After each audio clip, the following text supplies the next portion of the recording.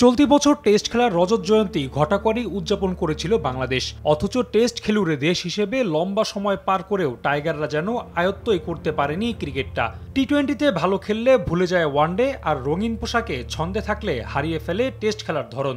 এরপরও ভক্তদের কাছে আবেগের নাম এই দেশের ক্রিকেট। সেটা কোনো অর্জনের জেরে নয়, বরং মায়ার জাল আর প্রতিশ্রুতির লোভে। গত এক যুগে বাংলাদেশের সবচেয়ে পছন্দের সংস্করণ ছিল ওয়ানডে। এ সময় দক্ষিণ আফ্রিকা, ভারত, পাকিস্তানের মতো দলগুলোর সাথে জয় পেয়েছিল টাইগাররা। ছিল 2015 সালের ওয়ানডে বিশ্বকাপে কোয়ার্টার ফাইনালে খেলার স্মৃতিও।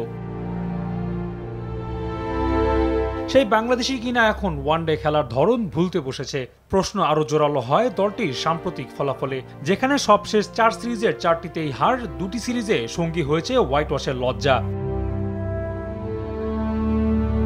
প্রশ্নটা আতঙ্কের কারণ হয়ে দাঁড়াতে পারে আফগানিস্তান সিরিজে নজর দিলে।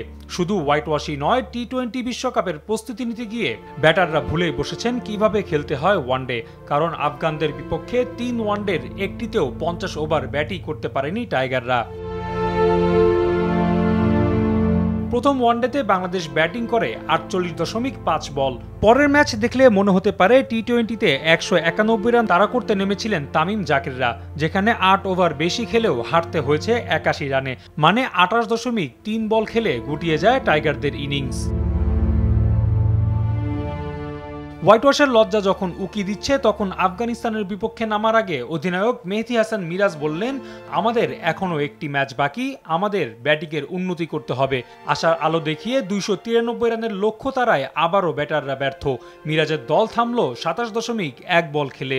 200 রানের হারের পাশাপাশি লজ্জার হোয়াইট ওয়াশ। সমস্যাটা কোথায় সেটা বেশ ভালোই ধরতে পারেন টাইগাররা, শুধু জানেন না কিভাবে করবেন সমাধান।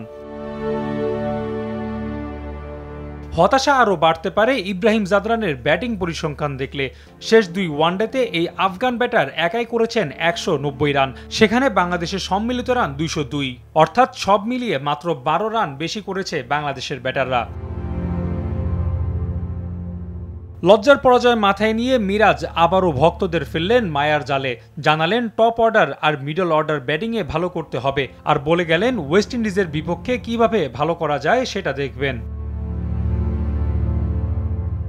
এসব মায়াজালকে উপেক্ষা করে আসল বাস্তবতা হলো যে বেহাল দশা ওয়ানডে দলের, তাতে শঙ্কা রয়েছে 2027 বিশ্বকাপে সরাসরি খেলতে পারার। এখন র্যাঙ্কিংয়ে 10 নম্বরে থাকা দলটির সামনে সেরা 9 যেতে হাতে আছে 23টি ম্যাচ। আফগানিস্তানের বিপক্ষে হোয়াইট ওয়াশ হয়ে দেশে ফিরে 3 দিন পরেই ওয়েস্ট ইন্ডিজের বিপক্ষে নামবে মিরাজের দল।